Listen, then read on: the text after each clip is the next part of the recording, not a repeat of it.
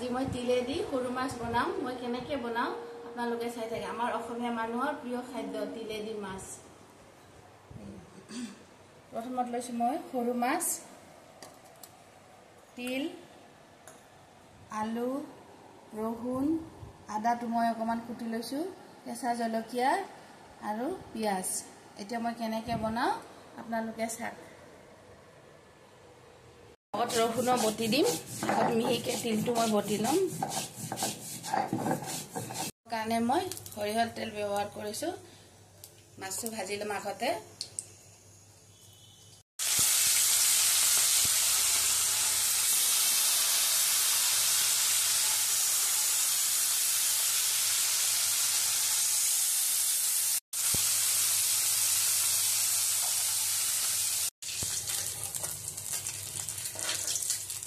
লতে মই পিয়াজ দি দিম পিয়াজ আলু আগতে ভাজি লম মই আপোনালোকে এনেকৈ তিলৰ চব্জি মাছেদি খায়নে যদি খাই মোক অকণমান কমেণ্ট কৰিবচোন আমাৰ অসমীয়াৰ প্ৰিয় খানা ভেদাইলতাৰ জোল পচলা আৰু তিলৰ লগত মাছ কলডিলৰ লগত পাৰ মাংস খাহী মাংসও ভাল লাগে পিয়াজটো ভাজি লৈছে এতিয়া আলু দি দিম আৰু লগতে আদাও দি দিছে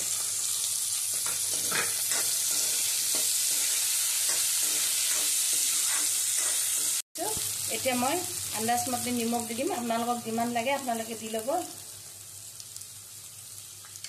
হালধি গুড়ি দিছো অকমান জিৰাৰ গুড়ি বেছি নহয় অকমান দিছো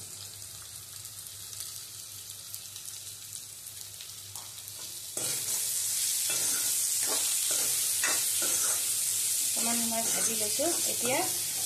তিল বটা আৰু ৰহুনৰ বটাৰ পেষ্টটো দি দিছো দি অকমান সময় ভাজি ল'ম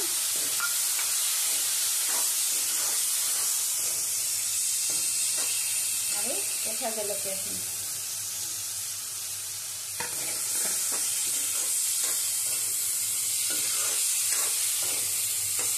সময় তিলটো ভাজিছো এতিয়া পানী দি দিম মই অকমান কুহুমীয়া গৰম পানী লৈছো আপোনালোকে ইচ্ছা কৰিলে দিব পাৰে কুহুমীয়া গৰম পানী নাইবা ঠাণ্ডা পানী দিলেও হ'ব কুহুমীয়া গৰম পানী দিলে টেষ্টটো বেছি থাকে টেষ্টটো বেছি হয় নহলে ঠাণ্ডা পানী দিলে অকমান হেৰেকা হেৰেকা লাগে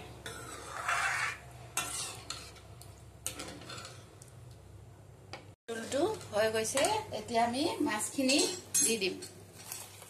মাছটো দি দিছো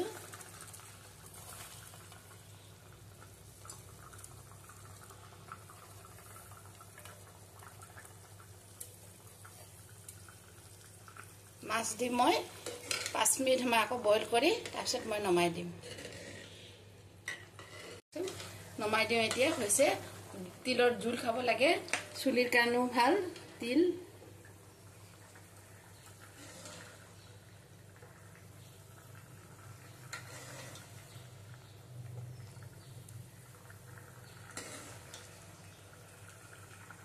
আপোনালোকে মোৰ চেনেলটো যদি ভাল লাগে লাইক শ্বেয়াৰ আৰু সাবস্ক্ৰাইব কৰিব লগতে মোৰ ৰান্ধাবিলাক কেনেকুৱা হয় কমেন্ট কৰিব